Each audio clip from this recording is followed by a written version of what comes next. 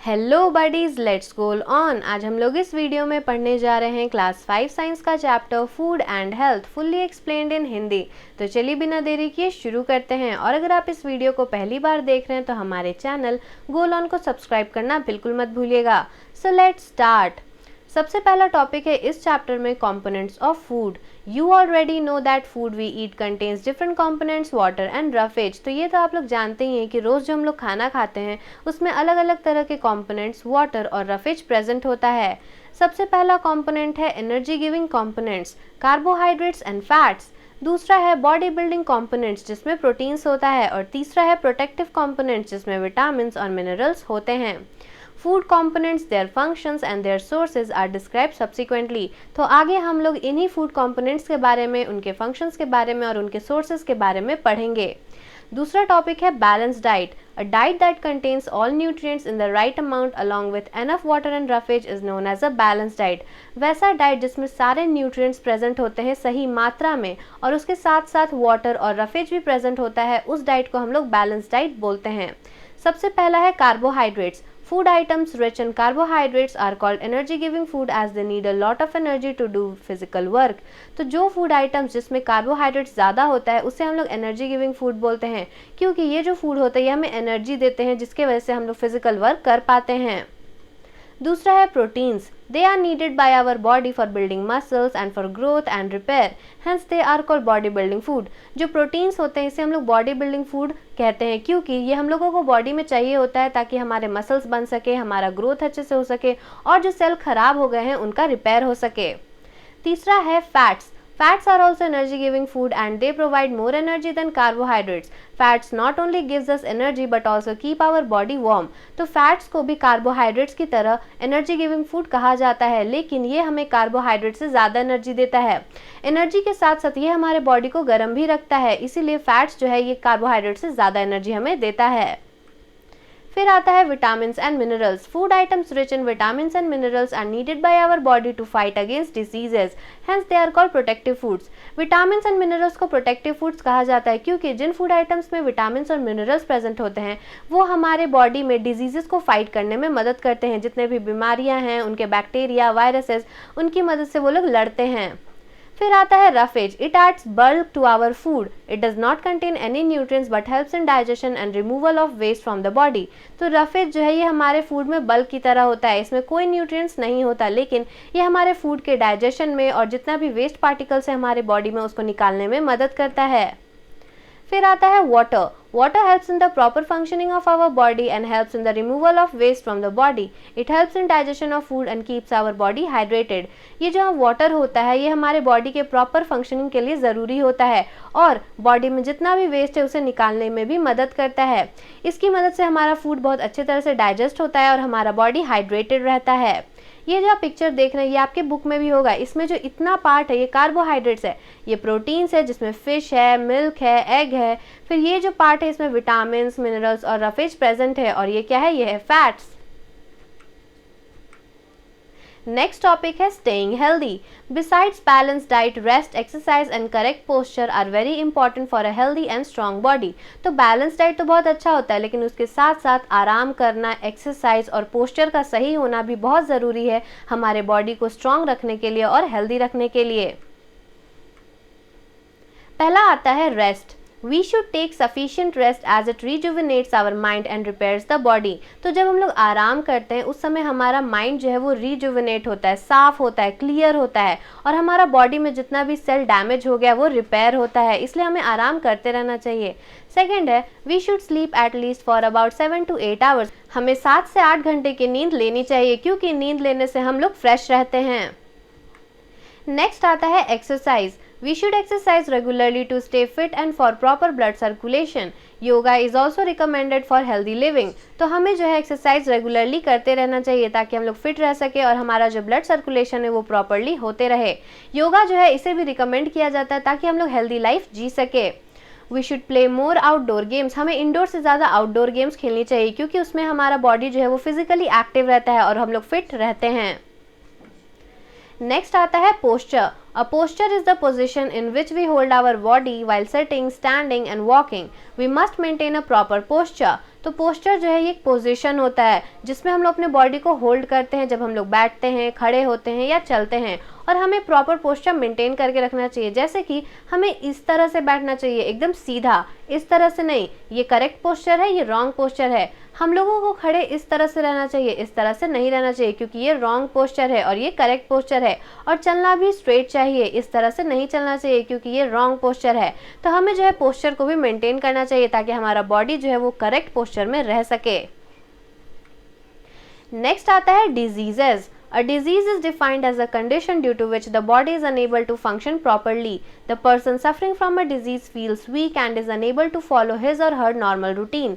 There are two main types of diseases, communicable and non-communicable.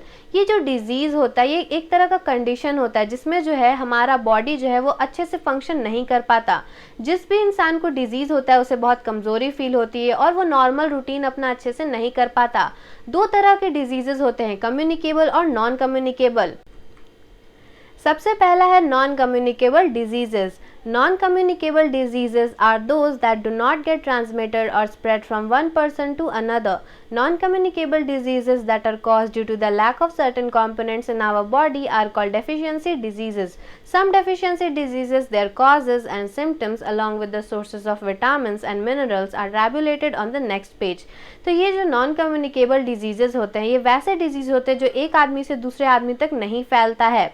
ये जो diseases है जो कि किसी कंपोनेंट्स की कमी की वजह से होते हैं उन्हें डेफिशिएंसी डिजीजेस कहते हैं। कुछ डेफिशिएंसी डिजीजेस, उनके कॉजेज, उनके symptoms along with the sources of vitamins और मिनरल्स नेक्स्ट पेज में दिए गए हैं। जैसे कि पहला डिजीज है नाइट ब्लाइंडनेस। ये होता है विटामिन ए की कमी से। इसमें हमें inability to see clear in dim light, अगर बहुत कम लाइट है उसमें हम लोग बिल्कुल नहीं देख पाते हैं।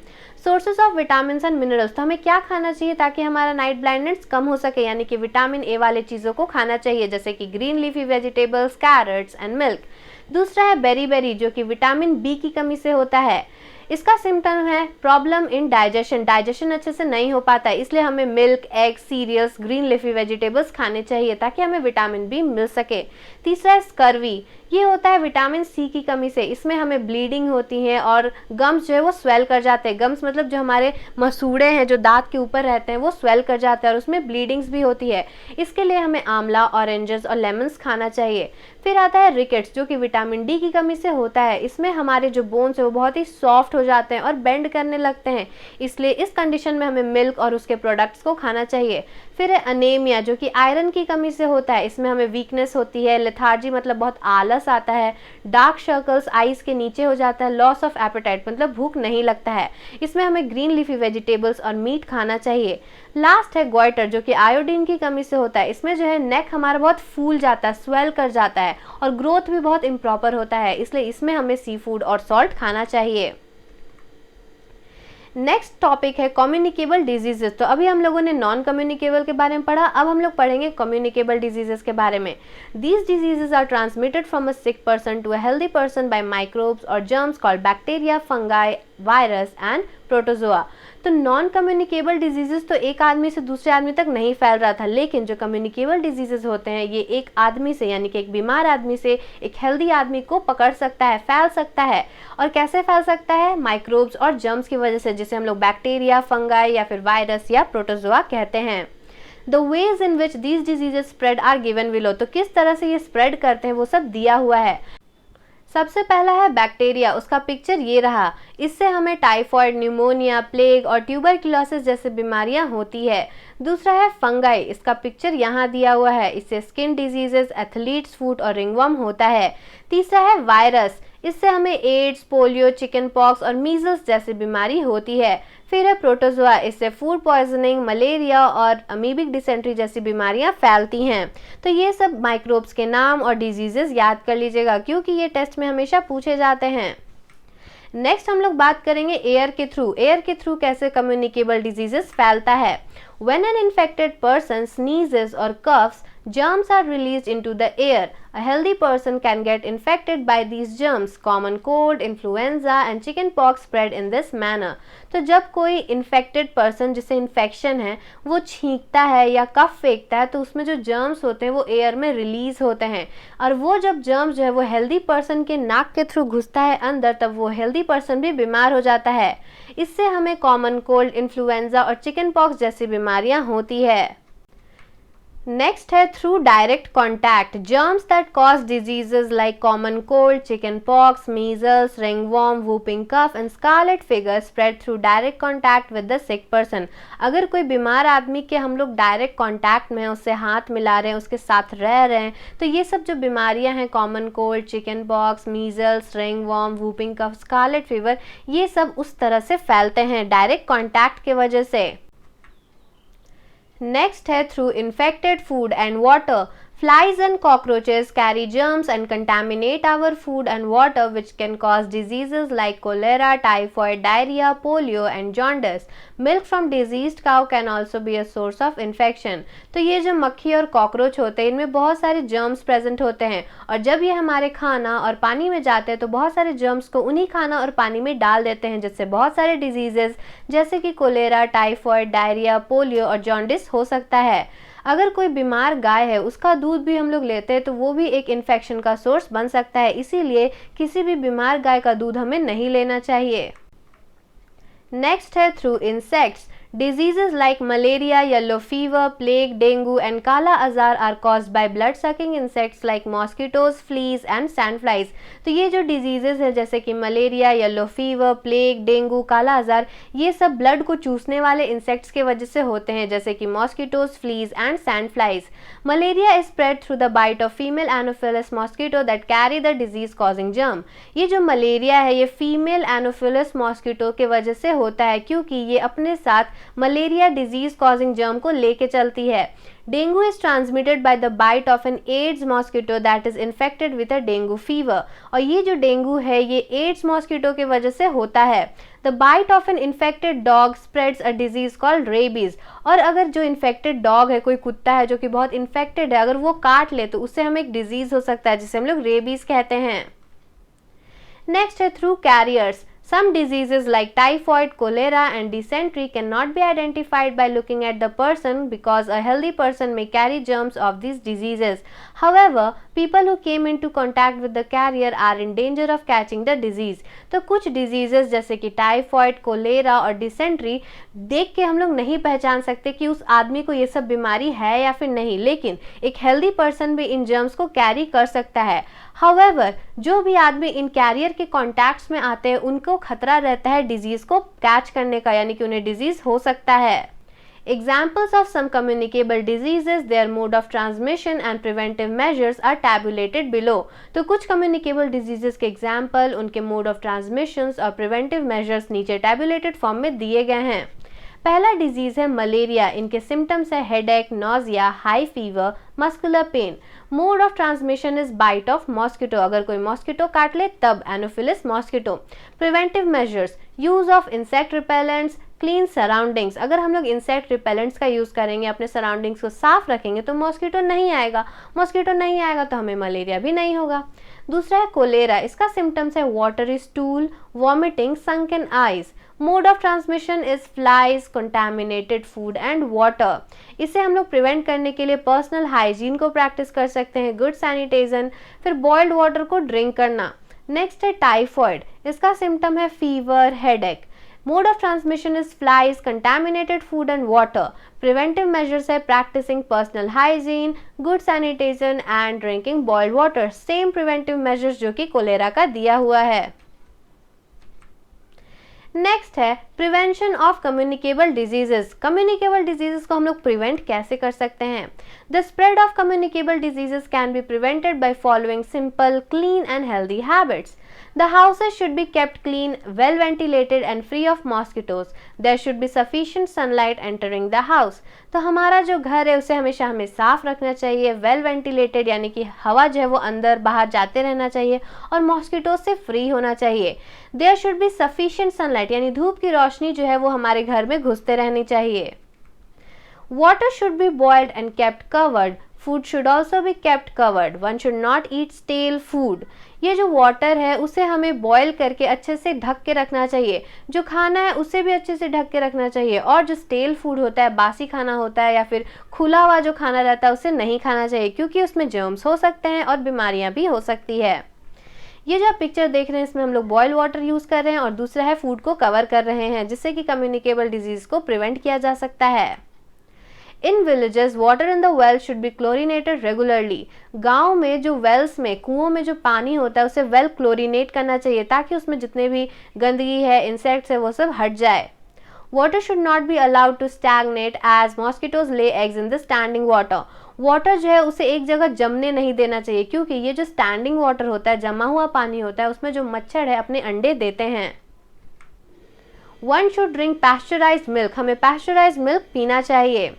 We should not use utensils, towels, handkerchiefs and other things used by a person suffering from a communicable disease. अगर कोई बीमार आदमी है, उसे communicable disease है, तो उसका इस्तेमाल किया हुआ utensils यानी कि बर्तन, तौलिया, फिर हैंकरचीफ्स और भी सारी चीज़ों को एक हेल्दी पर्सन नहीं इस्तेमाल करना चाहिए, क्योंकि ये कम्युनिकेबल डिजीज़ है, ये बीमार आदमी से हेल्दी पर्सन में जा सकता है। One should always wash hands with soap and water before and after eating food, and also after using the toilet. A handkerchief should be used while coughing or sneezing. This prevents the spread of disease causing germs. तो हमें हमेशा खाने से पहले और खाने के बाद हमेशा हाथों को सोप और पानी से धोना चाहिए, और टॉयलेट यूज़ करने के बाद भी। Handkerchief should be use bile coughing and sneezing. जब हम लोग खांसते हैं या छींकते हैं तो एक रुमाल का इस्तेमाल करना चाहिए, इससे हम लोग डिजीज कॉजिंग जर्म्स को स्प्रेड होने से बचा सकते हैं, प्रिवेंट कर सकते हैं। नेक्स्ट टॉपिक है vaccination. A treatment which makes the body stronger against a particular infection is called vaccination. The technique of vaccination was first developed by Edward Jenner to treat smallpox, a deadly disease. Since then, vaccines against many diseases have been developed.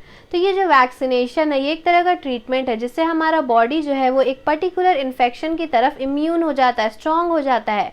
ये जो technique है vaccination का, ये सबसे पहले Edward Jenner ने invent किया था, डेवलप किया था, ताकि स्मॉल पॉक्स जो कि बहुत बड़ा बीमारी था उसे ट्रीट किया जा सके। ये एक डेडली डिजीज़ था जो उस समय टाइम पे बहुत ज़्यादा फैल रहा था। उसके बाद से बहुत सारे डिजीज़ के अगेंस्ट वैक्सीन्स बनाए गए, डेवलप किए गए। Vaccination helps the body to fight against diseases and infections. Vaccines are mostly given to young children. For example, oral polio vaccine (OPV) is given orally to children to prevent polio. Timely vaccination prevents many diseases and protects us from their effects throughout their lifetime. तो vaccination जो है ये हमारे body को diseases और infection से fight करने में मदद करता है। वैक्सीन जो है वो जनरली यंग चिल्ड्रन को भी दिया जाता है। For example oral polio vaccine जो है ये ओरली दिया जाता है ताकि पोलियो जो बीमारी है, जो कि बहुत खतरनाक बीमारी है, उससे प्रिवेंट किया जा सके। टाइमली जो वैक्सीनेशन होता है उसे लेते रहना चाहिए, क्योंकि ये हमें लाइफ टाइम में डिजीजेस से फाइट करने में मदद कर सकता है। लेट्स रिकॉल, हम लोगों ने इस चैप्टर में क्या क्या पढ़ा उसे एक बार रिकॉल करते हैं। Our body needs a balanced diet, rest, exercise and correct posture to keep fit. Diseases are mainly caused by the malfunctioning of an organ, deficiency of some vitamins and minerals, or through germs. Proper hygiene and vaccination prevent the spread of communicable diseases. इस chapter में कुछ terms है जो कि exam में पूछे जाते हैं। पहला है balance diet, a diet that contains adequate amount of different components of food for the healthy functioning of our body. Second is disease, a state in which our body is no longer in healthy condition. ये सब हम लोगों ने पीछे पढ़ा रखा है। Malnutrition, a physical state of a person which result due to the lack of essential food components in the body. Vaccine, a substance which protects our body against diseases. Pasteurized milk is heated for some time at a particular temperature and then allowed to cool at a very low temperature to kill harmful bacteria. तो ये जो pasteurise होता है इसमें क्या होता है, milk जो है उसे कुछ समय के लिए गर्म किया जाता है एक पर्टिकुलर टेम्परेचर पे, उसके बाद कम टेम्परेचर पे उसे ठंडा किया जाता है ताकि उसमें से बैक्टीरिया को किल किया जा सके, और इसी मिल्क को हमें पीना चाहिए। नेक्स्ट है क्लोरीनेटेड, ट्रीटेड विथ क्लोरीन। तो ये था पूरा एक्सप्लेनेशन इस चैप्टर का, और अगर आपको इसी तरह और भी चैप्टर्स का एक्सप्लेनेशन चाहिए तो तुरंत हमारे चैनल को सब्सक्राइब कर लीजिए, बेल आइकन दबाना बिल्कुल मत भूलिएगा। So thanks for watching, and if you like this video don't forget to like, subscribe and share. Thank you, subscribe please.